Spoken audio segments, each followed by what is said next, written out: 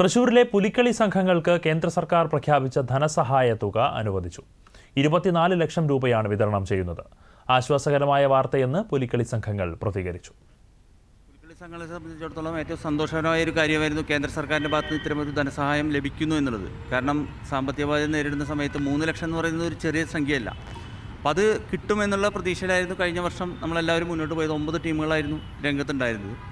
പക്ഷേ അത് നമ്മളുമായിട്ട് യാതൊരു കറസ്പോണ്ടൻസും ഉണ്ടായിരുന്നില്ല. അതായത് ടീമുകളുമായിട്ട് നേരിട്ട് സർക്കാരിൻ്റെ ഭാഗത്തുനിന്ന് ഒരു കറസ്പോണ്ടൻസും ഇതുമായിട്ട് ബന്ധപ്പെട്ടുണ്ടായിരുന്നില്ല. ജില്ലാ ഭരണകൂടമായിട്ടും ടൂറിസമായിട്ടൊക്കെയാണ് അവർ കണക്ട് ചെയ്തിരുന്നത് കേന്ദ്ര സർക്കാർ ഉണ്ടായിരുന്നത്. അതുകൊണ്ട് തന്നെ അതിൻ്റെ നോംസ് ആൻഡ് കണ്ടീഷനെ കുറിച്ച് നമുക്കൊരു ധാരണ ഉണ്ടായിരുന്നില്ല.